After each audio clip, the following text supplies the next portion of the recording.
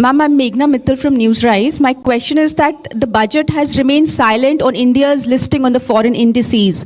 The expectation was of a tax amendment to enable that. So has that plan been put on hold? Legal 10th மற்றும் plus 2 CBSE state board.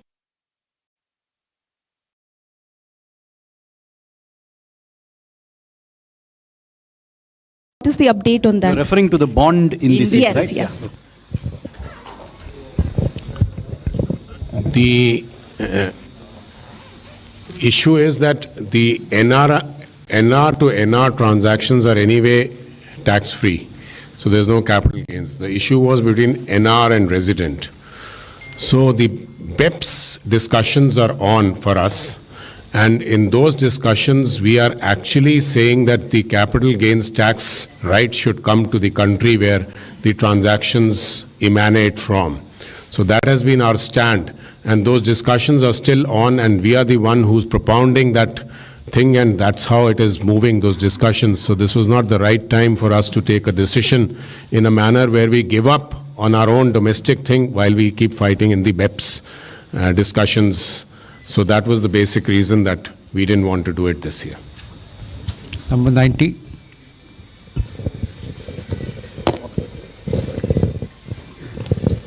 Ma'am, firstly, congratulations. Just two quick clarifications. One is on cryptocurrency, because you did touch about the RBI now giving digital rupee, and it will start from next year. And you've reflected that in the finance bill. You've also taxed cryptocurrency, but there's no regulation. So how are you going to work on that? I'm a little bit keen to understand that. And the other issue, of course, is that in your speech, which was very well put, there was one key issue which affects all of us, including you, inflation. How are you going to deal with that? First thing, Sunil, I said the Reserve Bank will be issuing a digital currency. Currency becomes a currency is a currency only when it is issued by the central bank, even if it's a crypto. But anything which is outside of that, loosely all of us refer it to be cryptocurrency. They are not currencies. So let's first understand we are not taxing currency that is yet to be issued, and that provision is now made, and the currency in the name of digital rupee will be issued. Exact name you'll get a bit later, but Reserve Bank is the one which is going to issue it. And what Reserve Bank issues is the digital currency. Everything that prevails outside of it in the name of digital whatever are assets being created by individuals. And in transacting that asset, if there are profits being made, we are taxing that profit at 30%. We are also tracking every trail of money in that by saying every transaction will be 1% TDS, if I can use that expression. There will be a transaction, TDS imposed on every transaction in the crypto world, any transaction that is happening outside. So the distinctions are very clear. Currency is only with the Reserve Bank. That will get issued sometime this year. The transaction happening in the crypto world are of different kinds of assets, and for that, every transaction gets taxed. So that's not regulated. That was my question. But we have circulated a paper. Inputs are coming in. Public stakeholders are also talking about it. So regulation goes through that process. I don't wait till regulation comes into place for taxing people who are earning profits. Can I? And on inflation, well, every budget doesn't speak explicitly about inflation and its impact. But of course, if you're talking of numbers, money, credit, liquidity, and also supply and demand of essential goods and others, you keep in mind inflation. Okay. 11. Ma'am, मैं आमिर हूँ news nation से। बहुत सारी चर्चा इस बात को लेकर चल रही है कि जिस तरह से इनकम टैक्स को लेकर के उम्मीद की जा रही थी काफी समय से, तो इस बार इनकम टैक्स को टैक्स बढ़ाने का टैक्स तो टैक्स को कम नहीं किया गया, नहीं। कॉर्पोरेट को के टैक्स को कम किया गया। बढ़ाने का उम्मीद है तो मैं बढ़ा नहीं दिया, मैंने लेकिन increase ऐसा नहीं मैम किया। ऐसा क्या हुआ कि टैक्स में कोई भी रिबेट नहीं मिली? आम जनता जो पब्लिक खासतौर पे सैलरीड क्लास है उसको बहुत उम्मीदें थी इस बार बजट से। मैंने टैक्स इंक्रीज नहीं किया, वो बात मैं दोहराना चाहती हूँ। लास्ट ईयर भी, इस साल भी एक भी पैसा टैक्स के द्वारा मैंने एडिशनली कमाने के लिए कोई कोशिश नहीं की। पिछले बार प्रधानमंत्री जी का आदेश था कि डेफिसिट कितने भी क्यों ना हो, पैंडेमिक के समय जनता के ऊपर टैक्स का बोझ डालना नहीं, वही इंस्ट्रक्शन इस बार भी। इसीलिए हमने टैक्स के द्वारा कोई पैसा कमा करके पैंडेमिक के समय जो डिमांड्स एंड चैलेंजेस है हमारे ऊपर, उसको कोई उससे राहत ढूंढने का अटेम्प्ट भी नहीं किया। टैक्स इंक्रीज नहीं हुआ। 124.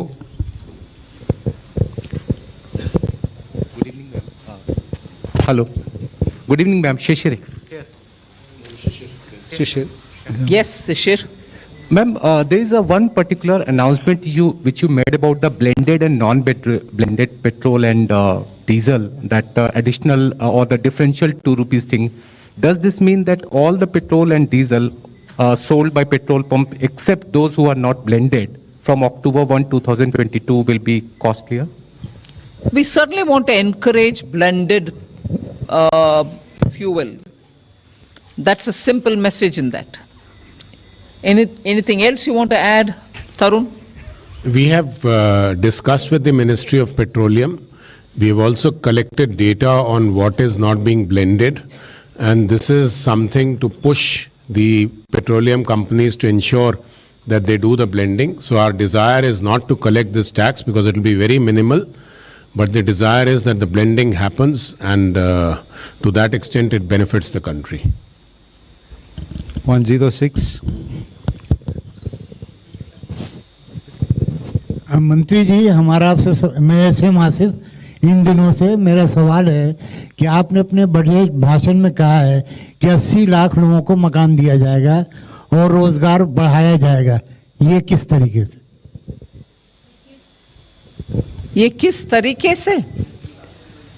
आप इंफ्रास्ट्रक्चर में जब इस साल 5.5 लाख करोड़ का खर्च हम उठा रहे हैं, वो 34% या उससे थोड़ा कम पिछले साल से कंपेयर करते हुए, और इस साल आने वाले साल के लिए जो बजट आज पेश किए उसमें 5.5 लाख करोड़ 7.5 लाख करोड़ तक पब्लिक इन्वेस्टमेंट, मतलब कैपिटल एक्सपेंडिचर हम बढ़ावा दे रहे हैं उतना अमाउंट तक।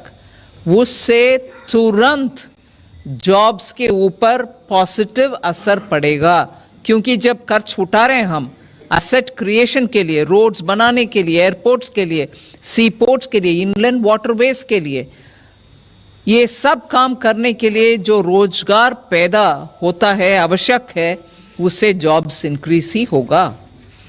उसके अलावा हमने प्रोडक्शन लिंक्ड इंसेंटिव्स 14 सेक्टर्स में दे रहे हैं।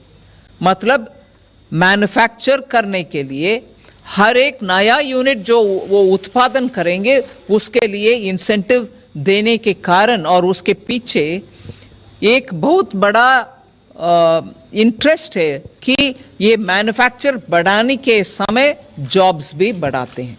सो पीएलआई के पीछे ये भी हमारा मकसद है कि जॉब्स इंक्रीज होगा, इसीलिए पीएलआई देना है। वो सेकेंड बात है। तीसरी, अभी 60,000 crores have been added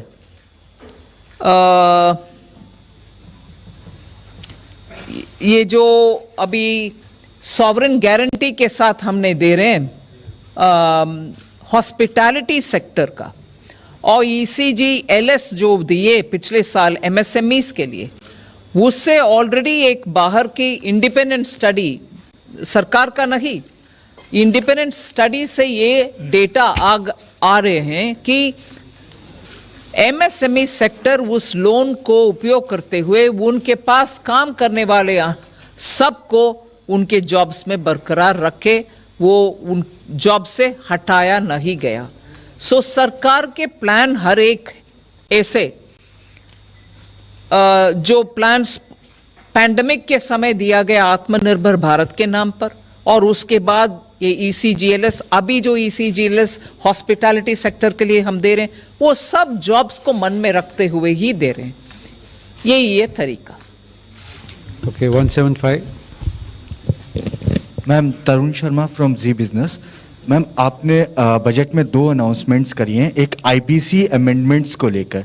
ma'am किस तरीके के अमेंडमेंट्स आप देख रही हैं IBC के अंदर जिससे रेजोल्यूशन प्रोसेस जल्दी हो पाए? और दूसरा मैम आपने कहा एक एक्सपर्ट कमेटी बनाई जाएगी प्राइवेट इक्विटी और वेंचर कैपिटलिस्ट के लिए। मैम किस तरीके के कंसर्न्स उन्होंने आपके सामने रेज किए हैं? क्योंकि आपने लिखा है कि रेगुलेटर आर्बिट्राज या फ्रिक्शन जो है उसको दूर किया जाए, तो क्या कंसर्न्स प्राइवेट इक्विटी प्लेयर और वेंचर कैपिटलिस्ट के? No, there could be any number of concerns, but once when they met me and once when they met the Honorable Prime Minister, they went into a lot of details which are important from the point of view of ease of doing business and also better understanding that sector.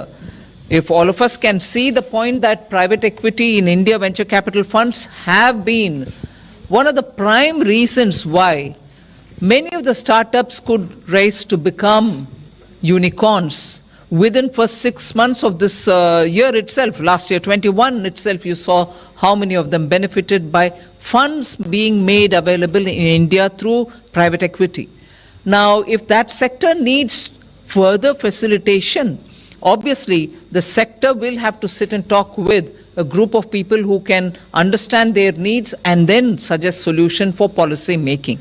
That is why I have referred to the consultation which we've had with them and then said that we will appoint a committee which will go through it and come back to the government with suggestions. 255. Ma'am, Gyaneshwar Dayal from Jan Express. I have a question, actually 2 questions. When can we expect the farmers' income to double? Number 1. And When can we expect the pharmaceutical? Farmers' income to double. It was supposed to double in 2022. And how far is the goal of 5 trillion economy? And in what way your budget would take us there? Thank you. Who wants to? I mean, will Ananta Nageshwaran want to answer it?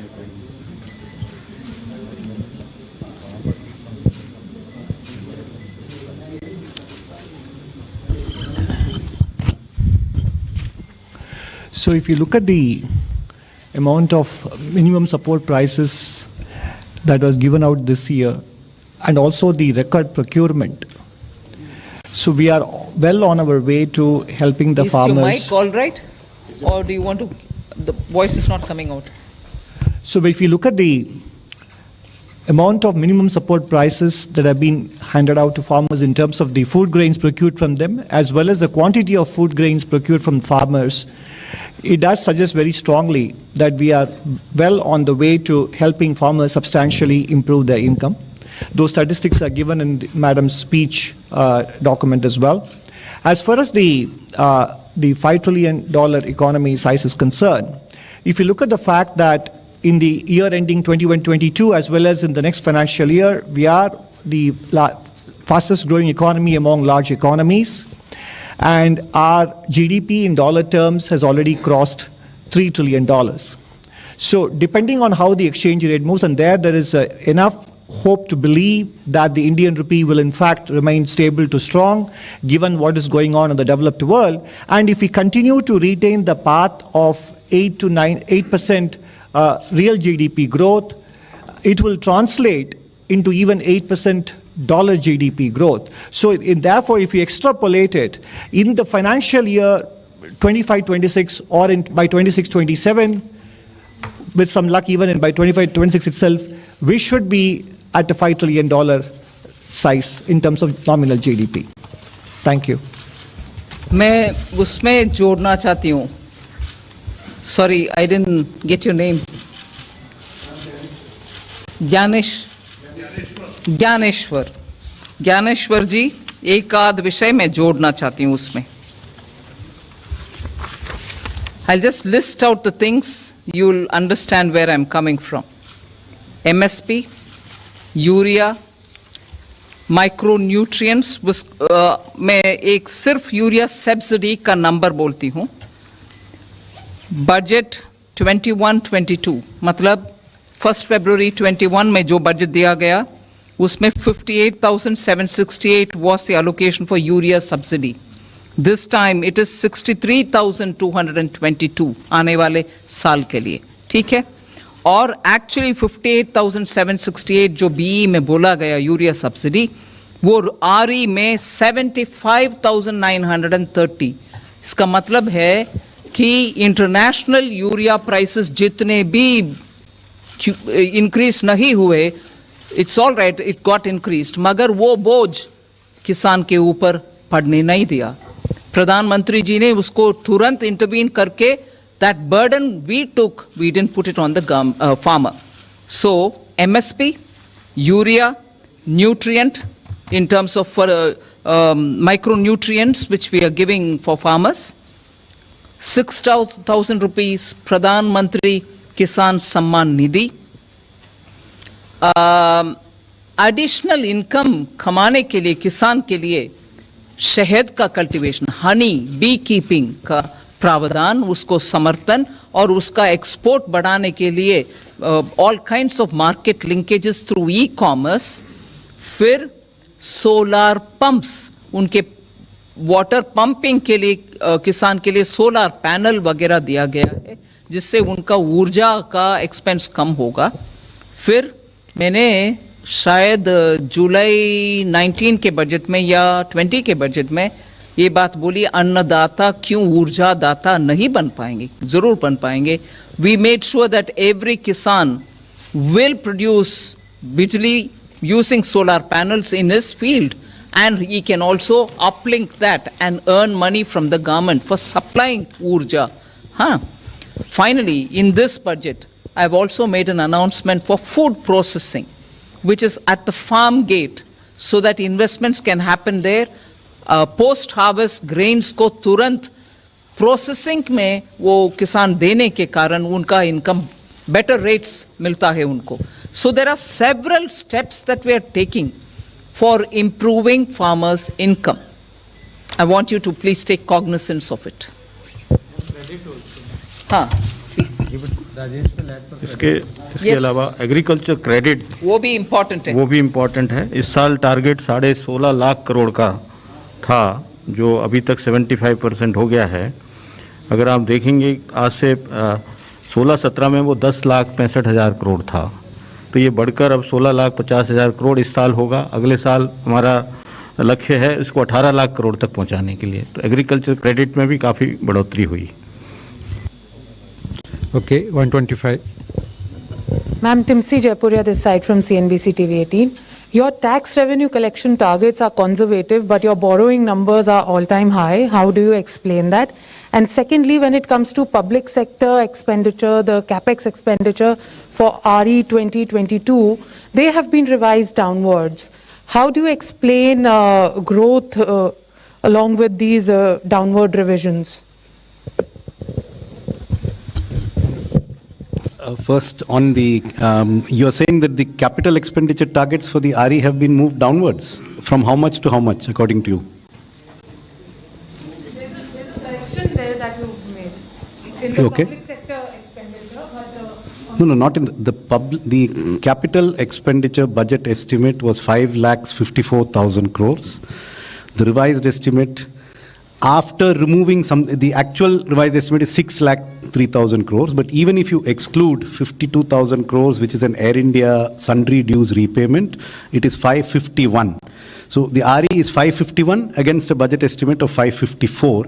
That is statistically insignificant. So basically the capital expenditure targets are expected to be achieved.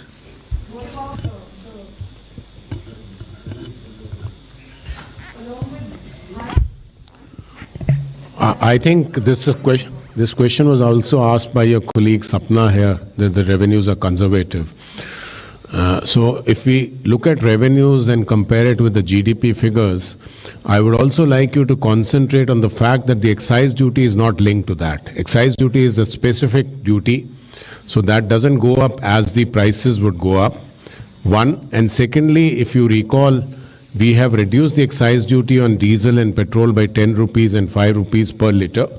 So if we take away the excise duty numbers both from the RE of the current year and the B of the next year, then the growth in the revenues is more than 14%, which I think is not conservative, but is a very pragmatic number, and we would make all attempts to achieve that.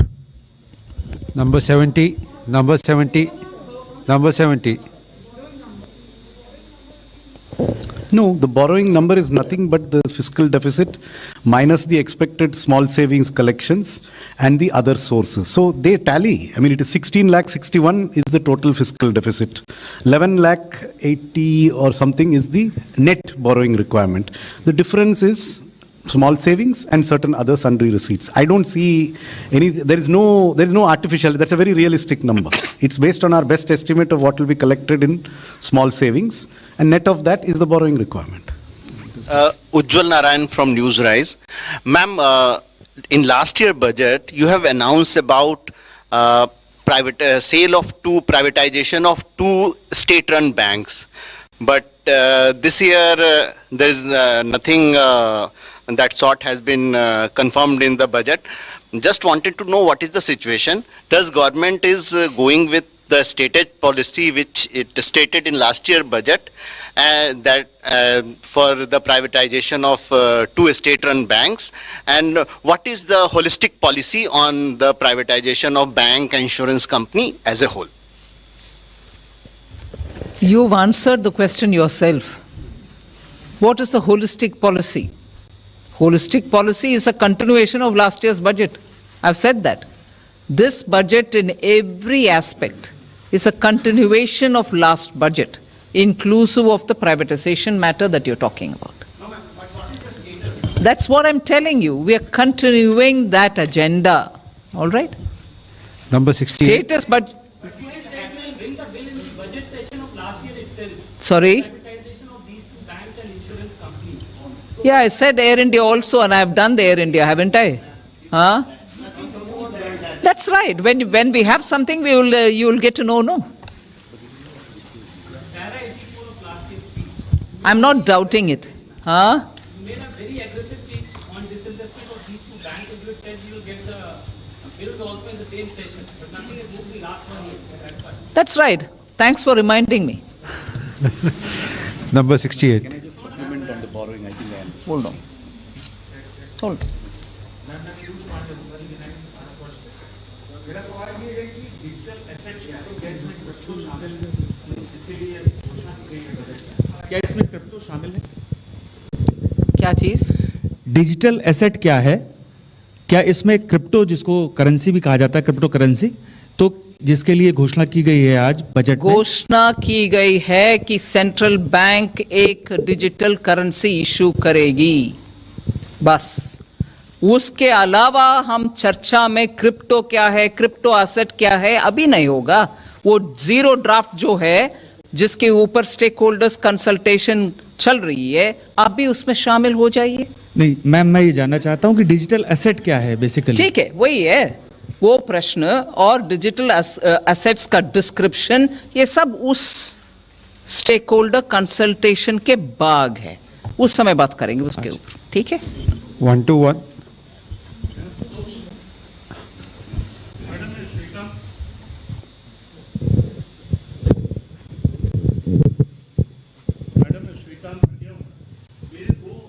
जनता के सवाल हैं।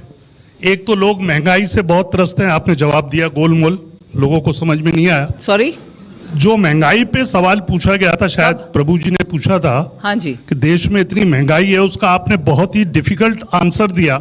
शायद आम आदमी को समझ में नहीं आएगा। मेरे पास किसी का प्रश्न आया कि समझ में नहीं आया मैडम ने महंगाई पे क्या बोला। दूसरा मेरा प्रश्न मैडम बेरोजगारी के ऊपर है।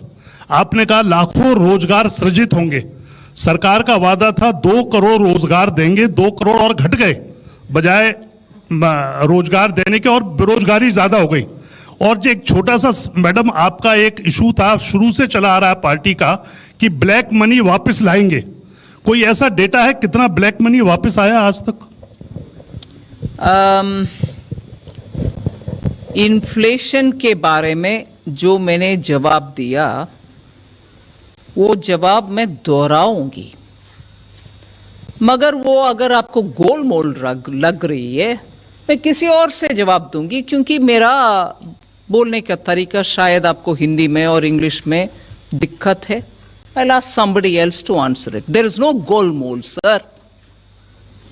बजट जब प्लान करते हैं और एसेंशियल सर्विसेज का एक कमिटी जो है मंत्रीगण का, ये बार बार हम बैठते हैं, बात करते हैं. हाँ, जब इंक्रीज होता है प्राइस एसेंशियल कमोडिटीज का, मैं मानती हूं आम आदमी के ऊपर उसका दिक्कत जरूर पड़ेगा, उसको मैं नकार नहीं रही हूं.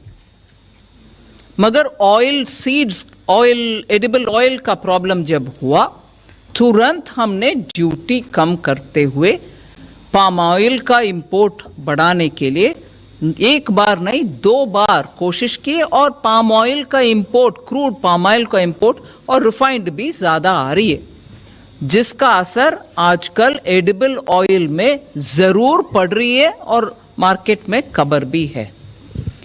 इन्फ्लेशन दूसरा एक और विषय, एडिबल पेरिशेबल कमोडिटीज के ऊपर जब होता है, उसको भी इंपोर्ट के द्वारा तुरंत हेल्प करने के लिए हम स्टेप्स उठाते हैं. फिर ऑयल सीड्स भारत देश में भी कल्टीवेट हो, उसका उत्पादन ज्यादा होने के कारण हम आत्मनिर्भर हो एडिबल ऑयल में, उसका भी इस बजट में एक अनाउंसमेंट हुआ है. ऐसे करके बहुत सारे कदम हम उठा रहे हैं. एक और विषय, सिंपल टेक्निकल बात मैं जिक्र करना चाहती हूं. हाँ, जरूर जनता के ऊपर प्राइसेस के वजह से जब ट्रबल होता है, उसमें एक्शन लेने का जिम्मेदारी सरकार के ऊपर है और हम बार बार उसके ऊपर कदम उठाते आ रहे हैं. मगर टेक्निकली 6% से ज्यादा कभी ब्रीच ही नहीं, छोटा इधर उधर एक महीना हुआ होगा 6% ब्रीच करने का इन्फ्लेशन का विषय में. मैं याद दिलाना चाहती हूं, इस सरकार 2014 से लेकर आज तक we have not allowed it to go to double digits. जो याद होगा आपको, उससे पहले 2014 से पहले it was always in the range of 10, 11, 12, 13, even food products. इसलिए इन्फ्लेशन के ऊपर इस सरकार की ध्यान कभी भी ज्यादा है और एक्शंस भी तुरंत हम लेते हैं. अगर ये भी आपको गोलमोल लगता है, मैं किसी और से भी जवाब देने के लिए बोलूंगी. ठीक है, बोलिए, चूज करिए किसी के. एम्प्लॉयमेंट के बारे में मैं जरूर बोलूंगी. बहुत सारे, मैं भाई साहब, पैंडेमिक के वजह से पूरे दुनिया में बहुत उथल पुथल हुआ, जॉब्स में नुकसान हुआ बहुत देशों में, हमारे यहां भी. मगर हमने आत्मनिर्भर भारत के दौरान बहुत सारे ऐसे अनाउंसमेंट किया जिसमें बहुत लोगों के जॉब्स इंटैक्ट रही. हाँ, जिनको नुकसान हुआ उनको अभी हम धीरे धीरे बहुत स्कीम्स के द्वारा हेल्प करके आ रहे हैं. ये नहीं नकार, I mean I am not denying that there has been impact on jobs, मगर एकदम कुछ नहीं किया वो सही भी नहीं है. कल का इकोनॉमिक सर्वे में अनंत नागेश्वरन जी और हमारे principal economic adviser, I think is here, Sanjeev Sanyal, इतना विस्तृत रूप में जॉब्स के लिए क्या क्या पिछले साल में हुआ वो डिटेल दिए हैं. मैं संजीव से बोलूंगी आपको जरा इंफॉर्मेशन शेयर करने के लिए. हाँ, so it will help you to know. Thank you. Number 260. Somanathan wants to. Okay. Yes. No, just specifically on job. He's telling, oh yeah, I'll answer that also. Yeah, but specifically on jobs and specifically what is in the budget. So one is there is an additional 2 lakh crores of lending to MSMEs which is outside the ECLGS. So ECLGS is for those affected. It's an automatic program for existing borrowers. This is for new lending to MSMEs unconnected with ECLGS. 2 lakh crore of additional provision has been made in this budget. ECLGS has, as already mentioned, been expanded for the hospitality and related sectors. The outlay on Pradhan Mantri Gram Sadak Yojana is up by 27%. And in addition to that, a provision is being made that in the capital expenditure support to state governments, if state governments have certain priority projects in PM Gram Sadak Yojana have been identified, we will even take the 40% state share on those components so that the states have no burden in carrying out these works. These are extremely labor intensive projects, and in addition, of course, there is a huge increase in capital expenditure. It has a very high employment effect. We have a new scheme for the Northeast, which is abbreviated as PM Divine, which is the PM's development initiative for the Northeast. This is a gap-filling scheme where if something doesn't fit in any existing scheme, Northeastern states can pose those projects to this fund, and this fund will give 100% funding for those projects. And they're livelihood-driven projects. In addition, we have the production-linked incentive schemes where we expect 60 lakh jobs to be created. Most of them are getting rolled out now one by one. So there are a number of initiatives in this budget, quite apart from what has been done earlier. हम बार बार देते आ रहे हैं. Actually, sharing of information विदेश से, Switzerland से 2018 के बाद में से शेयरिंग हो रही है. विदेश में जो अकाउंट्स है उनमें कितना पैसा पड़ा हुआ है उनको वापस ले आने के लिए. सो वो शेयरिंग के मुताबिक जो इंफॉर्मेशन आते हैं उसके ऊपर we are working every account by account for black money to be brought. And another thing, today the NPAs in the banks are coming down. Banks are getting the money back of those who have fled the country. Having taken the money of the banks and having gone out, वो पैसा जब वापस आ रही है वो भी in a way partly black money ही होता है जी, जिसका टैक्स नहीं भरा, बैंक को पैसा चीट करके चले गए. मैं ये नहीं कह रहा हूँ पूरे के पूरे वो ब्लैक है, उसमें भी ब्लैक मनी है. 260.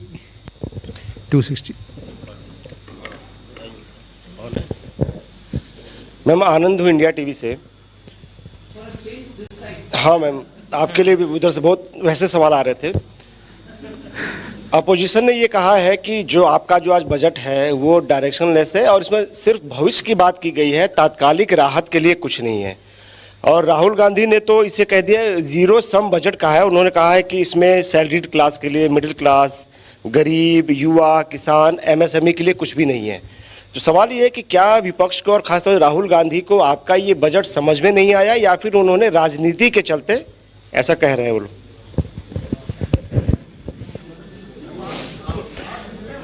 आप दीजिए जवाब. मैं भी दूंगी.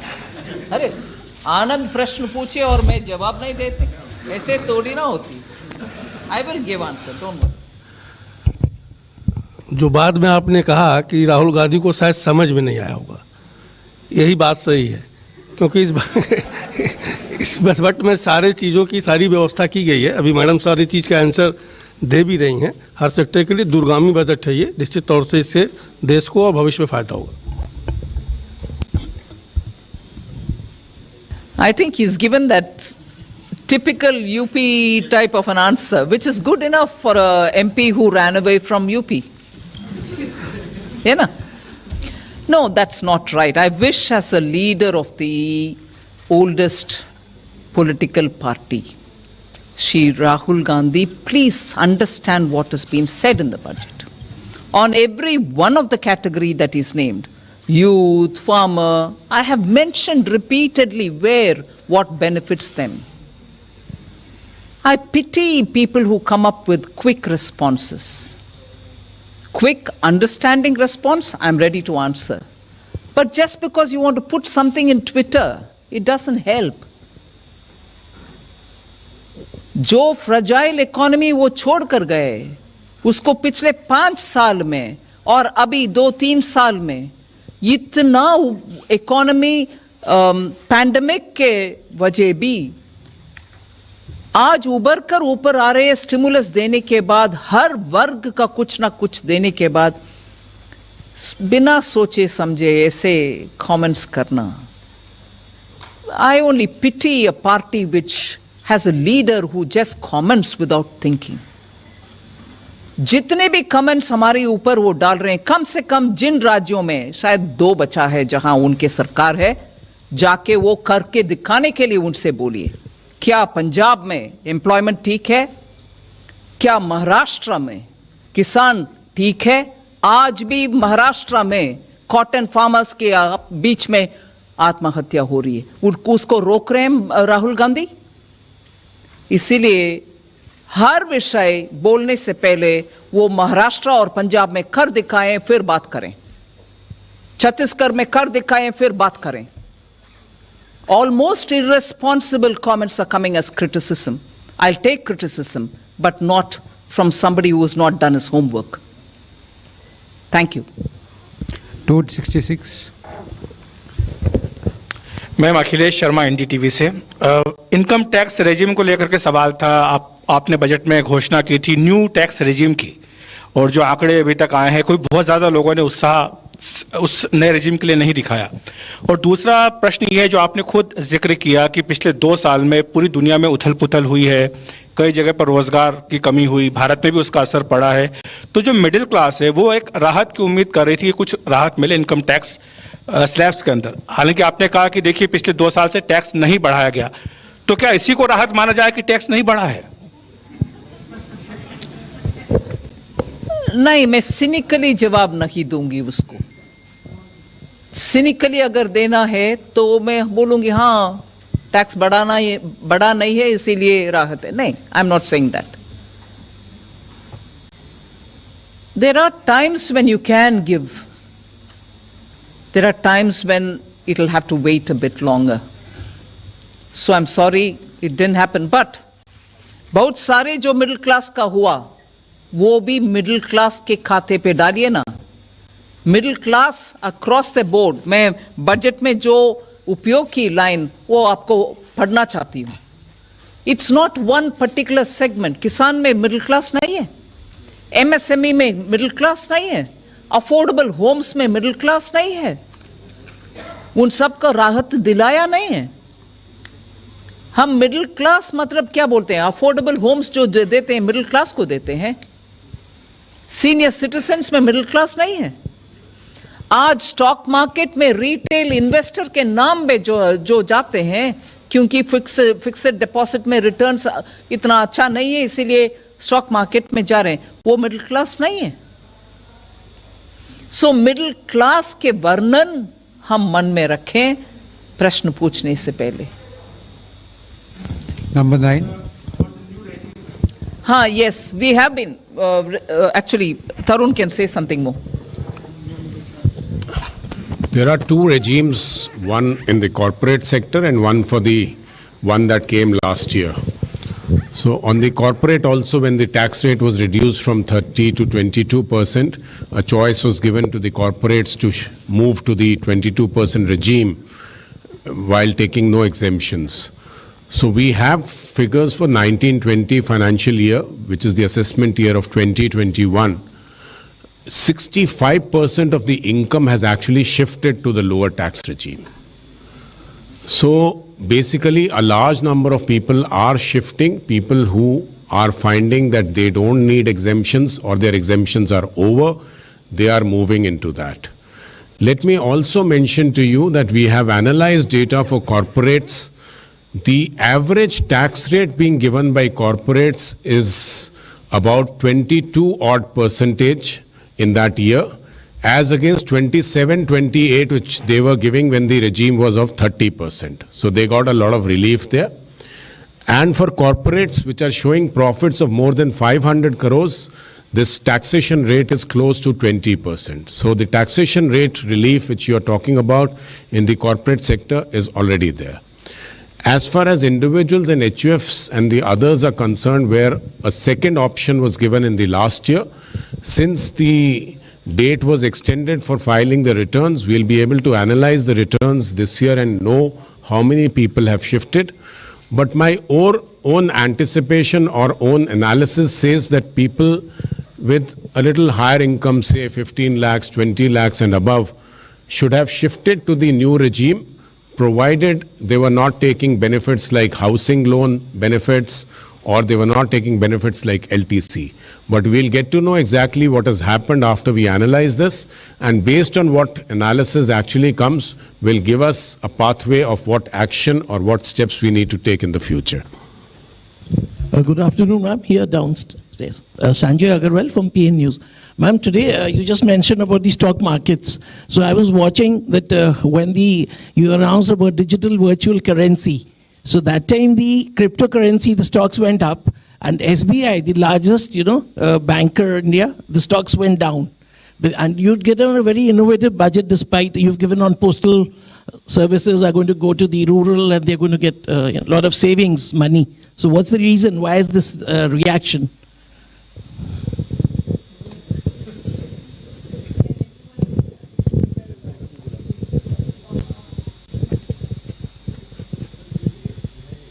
Still down, or it went up at the end of the day? I think you have to ask the investors who are doing it, because I don't see any, I don't think we can answer for them as to why they think the digital currencies are not good for banks is a matter of speculation. What is the question on? It went up. Okay. So I think we should have taxed it even more. It would have gone up even more. Number 5. Good evening, ma'am. This is Chetan from Business Today TV, India Today Group. Ma'am, fiscal deficit is pegged at 6.40%. Ma'am, what are the calculations and assumptions based for that number, considering the fact that the geopolitical tensions are rapidly changing and the global macros are also changing rapidly, especially for the crude and other related commodities. So, what is the bet on that number, ma'am? I'll ask Somanathan to give you details, but what do you think it should have been if it's not 6.4? Because you sounded very sure it's 6.4, but it's a question, ma'am. Do you think what are the calculations behind and the assumptions behind that number, ma'am? All right. First of all, the assumption. It is 0.1% increase in fiscal deficit this time, because why couldn't we get that? No, see, let me answer him first. The calculations which underlie it are given in the budget at a glance document. So it is 6.4 based on our prediction of what the GDP will be and our estimates of revenue and expenditure. Now, somebody said your estimates of revenue are conservative. I think the Revenue Secretary has clarified that they're actually quite realistic. We think they're realistic, but when in doubt, we have chosen to do what we think is definitely likely to happen, rather than repeat the practice of having estimates which are not perhaps considered credible. So we've been tried to keep our estimates realistic based on the factors that you mentioned, that yes, there could be an upside. I mean, maybe revenues can grow more than 14%, but there are all the headwinds that you refer to. There's a federal taper, there's a possible oil price risk, which could all affect the economy. So we think the numbers we have here are likely to be achieved. It's the best estimate of what could be achieved. So I would say there's a very realistic projection of 6.4 as the percentage, given what is likely to happen to GDP, what is likely to happen on the revenue side, and what we have provided on the expenditure side. So they are estimates that they are the best estimates we can produce with a high degree of credibility of being achieved. And I said you had projected 6.8, it's not 6.9. Yeah. We are being transparent. It is likely to be 6.9. So we have not massaged it to 6.8. 107. Ma'am, मैं नितिन हूँ लोकमत से।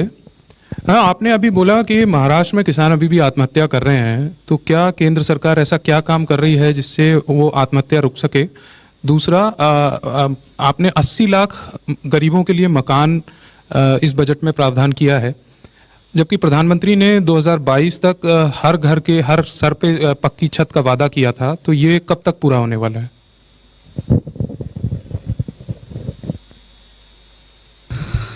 So the targets for all of these programs have indeed been affected by the pandemic, like all targets in all countries. So barring the setback which occurred during the pandemic, the programs are on course And if you exclude the delays and disruptions caused in the last 2 years by repeated waves of a pandemic which is not in government's control, broadly, they are on course to achieve the housing targets. किसानों के मामले में states का भी role है जी। जब मैं महाराष्ट्र की बात करती हूँ, महाराष्ट्र में सरकार जो कांग्रेस के विषय में बात हुआ, उस संदर्भ में मैं कही, agriculture is state also does its business. So वो मालूम है जी, वो मालूम है, मगर जब हमारे ऊपर ही निशाना साधा करते हैं, जब हम लिस्ट करती हूं कि किसान के लिए हमने क्या क्या क्या कदम उठाए, राज्य का रिस्पॉन्सिबिलिटी, उस विषय में, उस संदर्भ में मैं पूछना चाहती थी।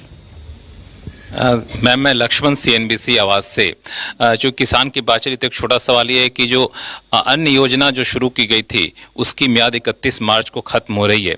क्या सरकार बजट में, चूंकि इस पर कुछ कहा नहीं गया, तो क्या माना जाए 31 मार्च को खत्म हो जाएगी, आगे बढ़ाने पर विचार होगा? और प्रोडक्शन लिंक्ड इंसेंटिव स्कीम, सिर्फ सोलर पावर के लिए, सोलर पैनल के लिए हम लोगों ने इंक्रीज किया उसका आवंटन, जो कि काफ़ी एम्प्लॉयमेंट देता, आपने कहा भी, तो क्या आने वाले दिनों में और किसी सेक्टर पर विचार होने की संभावना माने?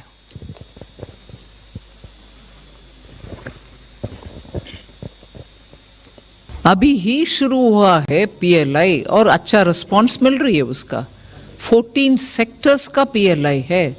अभी बढ़ाने के विषय में कुछ सोच नहीं है, मगर जो अनाउंस हुआ है वो तो फुली इम्प्लीमेंट हो, उसके ऊपर ध्यान हम देंगे। अभी अनाउंस करने के लिए बजट में मैंने जो घोषणा की उतना ही है, उससे ज्यादा मैं अभी बोलने का कुछ विषय नहीं है। 61। Ma'am, good evening. This is Santosh Thakur. Ma'am, how much you expect from 5G spectrum auctioning?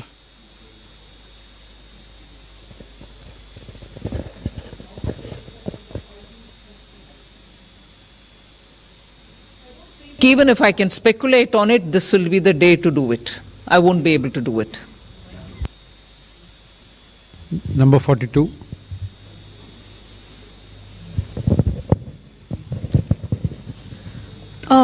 Madam FM, this is Shrimi Chaudhary from Economic Times. I needed two clarity. One, on the virtual currency tax provision, whether it is prospective or going to be applicable from the next financial year. And second clarity I needed on the part of, the capping of the surcharge on the long-term capital gains payable on the capital asset at 15%. If you could elaborate a bit on that.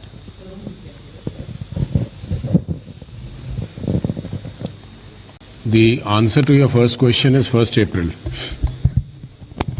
And the second part was... surcharge. Yeah. The surcharge, we have brought in two provisions. One, the surcharge on companies is today 15%. But in some cases, in some contracts, there is a need for more than one company to come together to bid for that particular project as a consortium. So when they form a consortium, it is called association of persons. So the surcharge on them, depending on their income, goes up to 37%. So now that will also be capped at 15% as much as a company surcharge maximum is there. The second part today, the second part of your the surcharge is that the surcharge on listed shares on which STT is paid is today limited to 15%. On other capital gains also, we are now bringing it at par with this 15%, so it will be 15% for them. So this will be a big relief for the startup community. 53. Yeah, good evening, ma'am. Siddharth from Bloomberg. I just wanted to ask you a steep hike in capital expenditure and borrowing of 15 lakh crores. So are we safely assuming that private investment will not happen in the next financial year also? Safely assuming? Will not happen. Private investment will not happen in the next financial year. Because it is the government which is pushing the trigger. No, I've actually mentioned it in my speech that private investment will have to pick up and it will come. I used some words, I didn't use exactly what I'm saying now, But I did recognize that private investment, for them to come forward, it is very clear that the public investment will have to be increased, and we've increased with an expectation that they will also come forward. I'm being reminded by the CA that for private investment to be crowded in. Number 70. Ma'am, I'm Mukesh. I work for Newsrise. Just wanted to know about the size of the green bond, the currency it will be issued in, and who will be the users and how they'll use it.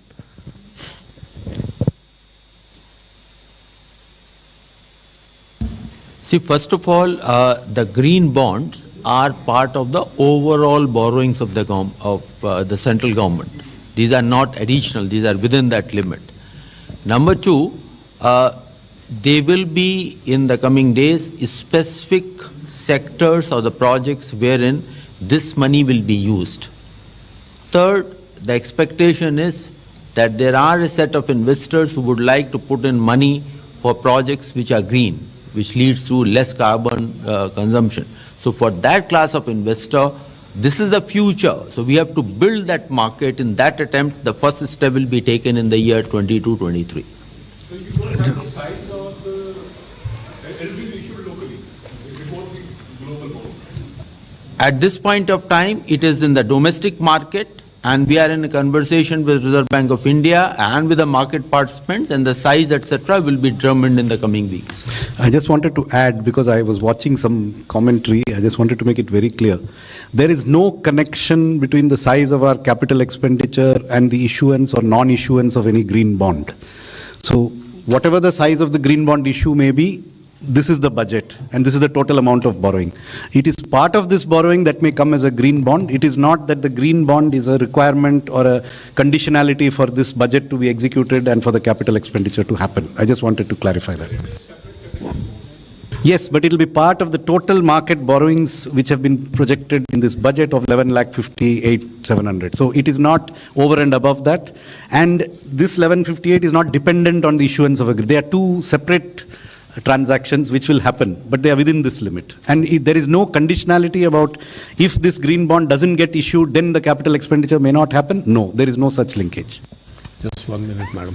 On the Shrimi's question on the taxation, I want to clarify, it is still taxable as of today. It is not that it will become taxable from 1st of April. So I just wanted to clarify that the message should not go that it is not taxable today and becomes taxable from 1st of April. It is taxable today, but a specific regime has been brought in by the FM, which will be applicable from 1st of April.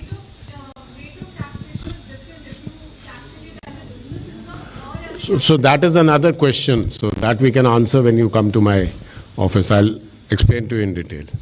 Number 26.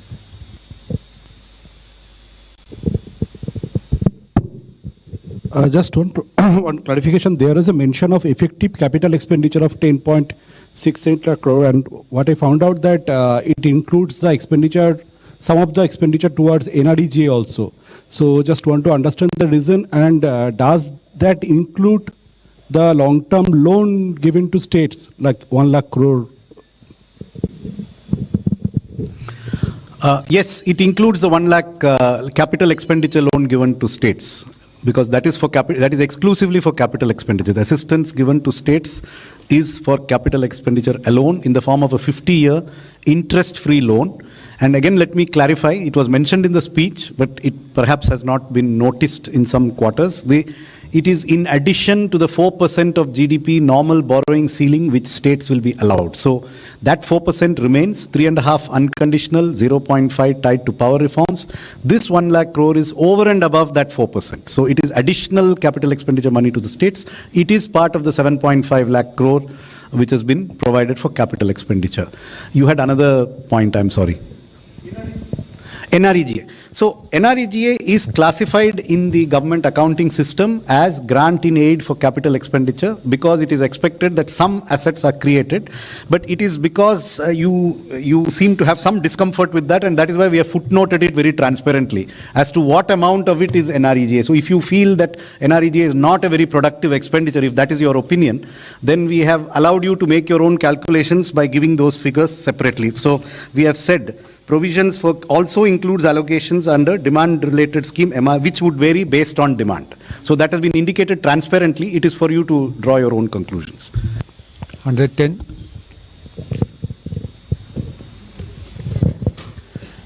मैं आलोक प्रियदर्शी हूँ CNBC आवाज़ से। जो देश में manufacturing sector है सबसे ज़्यादा जॉब देता है। उम्मीद की जा रही थी कि मैन्युफैक्चरिंग सेक्टर की तरफ से कि बहुत सारे रॉ मटेरियल जो खासतौर से इंपोर्ट होते हैं उनकी इंपोर्ट ड्यूटी में कट होगी।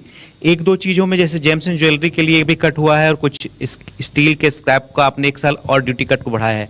लेकिन इसके अलावा भी बहुत सारे ऐसे आइटम्स हैं जैसे कॉपर, एल्युमिनियम जैसी चीज़ें थी जो कि इम्पोर्ट होती हैं और सस्ती पड़ती हैं, उन पर इम्पोर्ट ड्यूटी रॉ मटेरियल के तौर पर नहीं हुआ। तो क्या इससे मैन्युफैक्चरिंग सेक्टर की जो उम्मीदें थी कि एक्सपोर्ट्स को लेकर जो ग्लोबल कम्पिटिटिवनेस है वो उनकी खत्म होती जा रही है, उसको लेकर सरकार ने इस बजट में क्या विचार किया था? मैं आइटम वाइज आपको जवाब नहीं दे रही हूं, मगर broadly manufacturing has to be supported and for that पिछले बजट से लेकर इस बजट तक जो आइटम हमारी इंटरमीडियरी प्रोडक्ट्स और रॉ मटेरियल्स है हमारे देश में उसका ज़रूरत है, उसके ऊपर हमने कुछ भी टैक्स बढ़ाया नहीं, इंपोर्ट को अलाउ करते हुए। एक तरफा हम आत्मनिर्भर भारत बोल रहे हैं क्योंकि भारत में जिन जिन प्रोडक्ट्स का उत्पादन हो रही है वो इंपोर्ट के नाते अलाउ करना सही नहीं है, मगर जिसका उत्पादन इधर नहीं है मगर वो रॉ मटेरियल है क्योंकि डाउनस्ट्रीम इंडस्ट्रीज का वो आवश्यक है, फिर उसका इंपोर्ट अलाउ कर रहे हैं। वो ब्रॉड प्रिंसिपल है, उसी ब्रॉड प्रिंसिपल को हम आइटम वाइज देखने के बाद ही बजट में प्रावधान कर रहे हैं।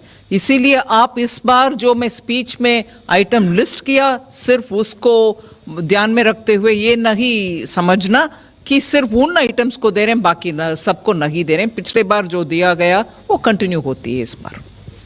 120. Ma'am, I'm Nikunj Ori from Business Standard. Ma'am, there's been an allocation of 52,000 crore for Air India. Is this over and above what was sought in the supplementary demand for grants, which was 62,000 crore? And ma'am, there's been nominal GDP estimate has been 11.1.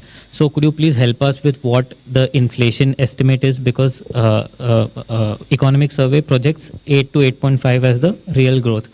And lastly, ma'am, pardon me for asking you a previous question. Last year, in the last year's budget, there was about 1 lakh crore which was expected from government's divestment in public shares in public sector banks and financial institutions. So that estimate has not been shared for this year as well as next year. So if you could please clarify. We've just had the discussion before coming here. Somnathan on the 11 nominal GDP and other things. I'll come back to this. Okay. First, on your question of 52,000 crores, that was very much part of the supplementary estimates. In the supplementary estimates, there were two kinds of payments made to Air India. One kind related to the takeover of certain residual actual assets of Air India which have not been transferred.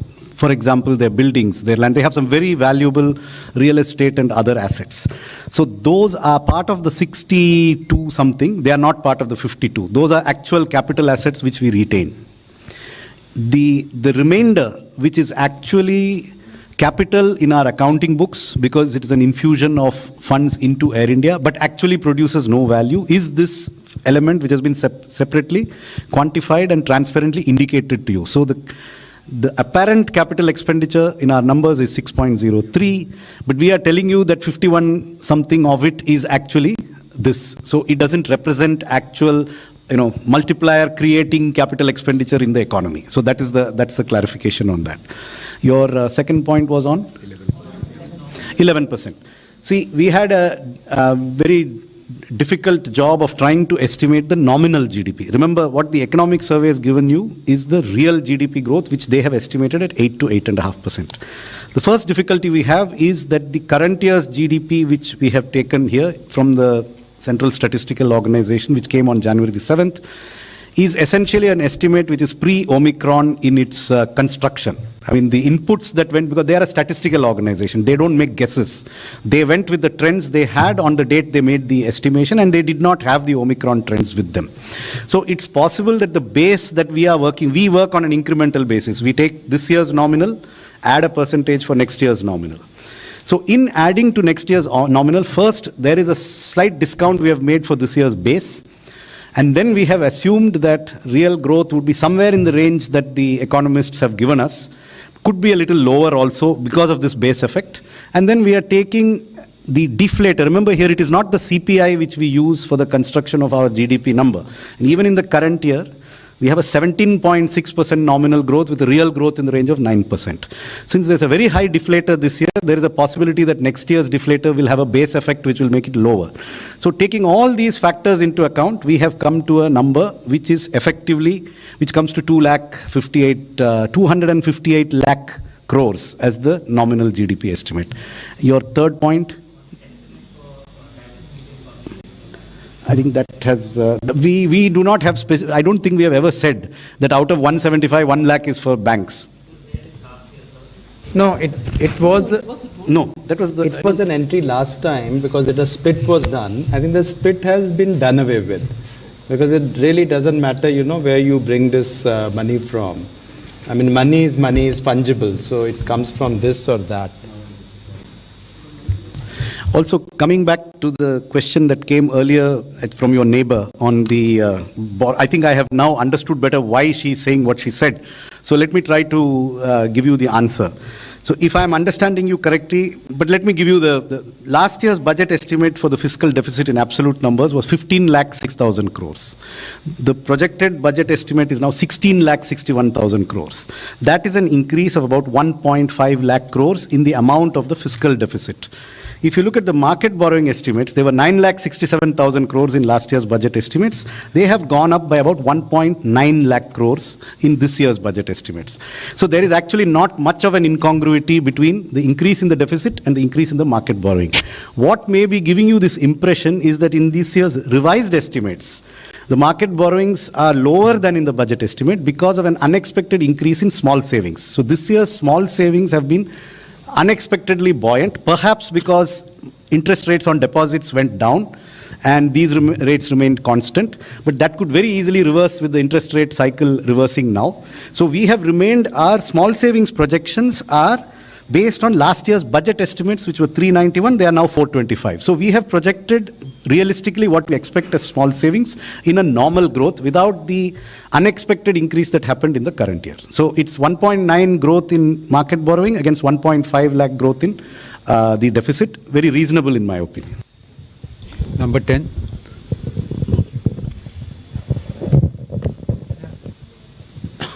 Good evening, ma'am. Ma'am, Janani from Bloomberg Quint here. Ma'am, you had mentioned in the budget speech that the Special Economic Zone Act would be replaced by a new legislation. If I could ask, what would be the difference from the current SEZ Act and what is the intention behind the same, ma'am? What is the? The replacement for the SEZ Act, the legislation that will replace the SEZ Act was mentioned in the budget speech today. That's right. If I could ask, ma'am, what would be different from the SEZ Act that is, and what is the intention behind the same? Well, you will have to wait for the department to work out on the SEZ Acts, and I've already mentioned broadly that it will help also for the states to be able to participate better in the SEZs. One of the broad objectives, but then the department is working on it and it will come through sooner. With your permission, ma'am, can we close now because you have to go for another appointment? Thank you very much, friends. Thank you very much, ma'am.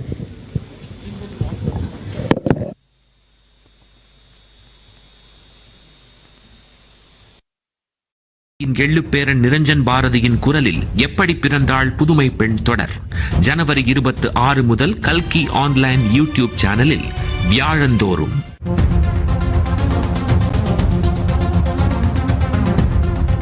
Budget கூட்டத்தொடரின் முதல் நாளான இன்று குடியரசுத் தலைவரின் உரைக்கு பின்னர் 2021-22 நிதியாண்டிற்கான பொருளாதார ஆய்வறிக்கையை மத்திய நிதியமைச்சர் நிர்மலா சீதாராமன் தாக்கல் செய்தார். அதில் இந்திய பொருளாதாரம் இந்த நிதியாண்டில் 9.2% வளர்ச்சி கண்டதாகவும் அடுத்த நிதியாண்டில் 8 முதல் 8.5% வளர்ச்சி கொள்ளும் என்றும் தெரிவிக்கப்பட்டுள்ளது. அதிலும் குறிப்பாக இந்த நிதியாண்டில் இந்தியாவின் விவசாயத்துறை 3.9%, தொழில்துறை 11.8%, சேவைத்துறை 8.2% என வளர்ச்சி கொண்டதாகவும் கொரோனா பெருந்தொற்றால் ஏற்பட்ட பாதிப்பிலிருந்து மீள்வதற்கு விநியோக ரீதியான சீர்திருத்தங்களை அரசு செய்ததாகவும் தெரிவிக்கப்பட்டுள்ளது. 2021 ஆண்டில் இந்தியாவின் க்ரூட் ஸ்டீல் உற்பத்தி 11.8 கோடி டன்னாக உயர்ந்ததாக வேர்ல்ட் ஸ்டீல் தெரிவித்துள்ளது. இது கடந்த ஆண்டுடன் ஒப்பிடுகையில் 18% அதிகமாகும். அதே சமயம் உலகின் நம்பர் 1 க்ரூட் ஸ்டீல் உற்பத்தி நாடான சீனாவின் உற்பத்தி 3% வீழ்ச்சி கண்டுள்ளது. உலகின் மொத்த க்ரூட் ஸ்டீல் 3.7% அதிகரித்து 195.5 கோடி டன்னாக உயர்ந்துள்ளது. இந்த மொத்த உற்பத்தியில் உலகின் முதல் 10 க்ரூட் ஸ்டீல் உற்பத்தி நாடுகள் மட்டும் 162.4 கோடி டன்னை உற்பத்தி செய்துள்ளன. 2025 ஆண்டிற்குள் நாட்டில் புதிதாக 2 லட்சம் கிலோமீட்டர் தூரத்திற்கு தேசிய நெடுஞ்சாலைகளை அமைத்திட மத்திய அரசு திட்டம் வகுத்து வருவதாக மத்திய சாலை போக்குவரத்து துறை அமைச்சர் நிதின் கட்கரி தெரிவித்தார். IIM விசாகப்பட்டினத்தில் நடந்த நிகழ்ச்சியில் காணொலி வாயிலாக பங்கேற்ற போது இதை கூறிய அமைச்சர் கட்கரி, பயண நேரத்தை குறைக்கும் வகையில் நாட்டில் புதிதாக 22 பசுமை வழி விரைவு சாலைகள் அமைக்கப்பட்டு வருவதாகவும் கூறினார்.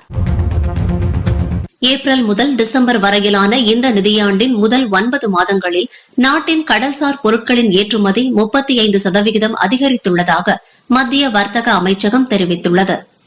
அதன்படி இந்த காலத்தில் 45,572 கோடி ரூபாய் மதிப்பிற்கு கடல்சார் பொருட்கள் ஏற்றுமதி செய்யப்பட்டுள்ளது. அதுவே கடந்த ஆண்டு 33,618 கோடி ரூபாய் மதிப்பிற்கு இதன் ஏற்றுமதி இருந்தது. கொரோனா பெருந்தொற்றால் பாதிப்பு ஏற்பட்ட போதும் 2020-21 பயிர்காலத்தில் நாட்டின் விவசாய உற்பத்தி மற்றும் விவசாய பொருட்களின் கொள்முதல் அதிகரித்ததாக குடியரசுத் தலைவர் ராம்நாத் கோவிந்த் இன்று தெரிவித்தார். பட்ஜெட் கூட்டத்தொடரின் முதல் நாளான இன்று உரையாற்றிய அவர் 2020-21 பயிர்காலத்தில் 30 கோடி டன் அளவிலான உணவு தானியங்களும் 33 கோடி டன் அளவிலான ஹார்டிகல்ச்சர் பொருட்களும் உற்பத்தி செய்யப்பட்டதாகவும் 43.3 கோடி டன் அளவிலான கோதுமை மற்றும் 90 கோடி டன் அளவிலான நெல் போன்றவை கொள்முதல் செய்யப்பட்டதாகவும் தெரிவித்தார்.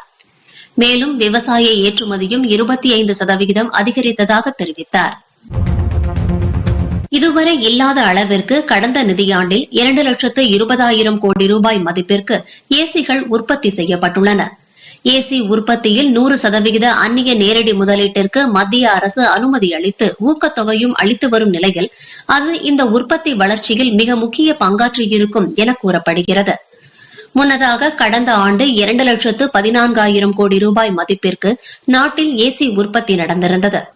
அதேபோன்று ஏசி இறக்குமதிக்கு மத்திய அரசு தீவிர கட்டுப்பாடுகளை விதித்ததன் காரணமாக இதுவரை இல்லாத அளவிற்கு 1,800 கோடி ரூபாய் மதிப்பிற்கு மட்டுமே கடந்த ஆண்டு ஏசிகள் இறக்குமதி செய்யப்பட்டுள்ளன.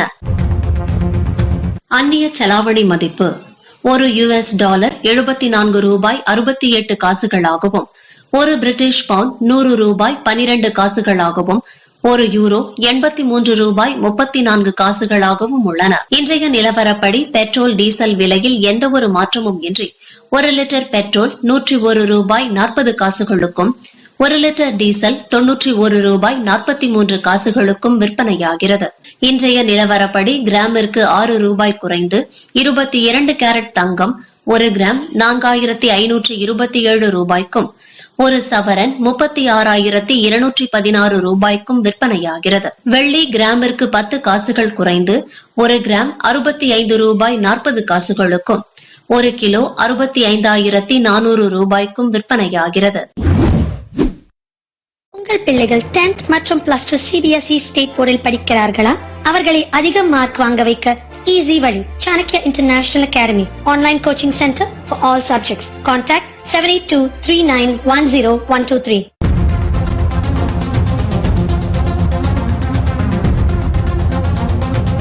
சட்டமன்றம் மற்றும் நாடாளுமன்ற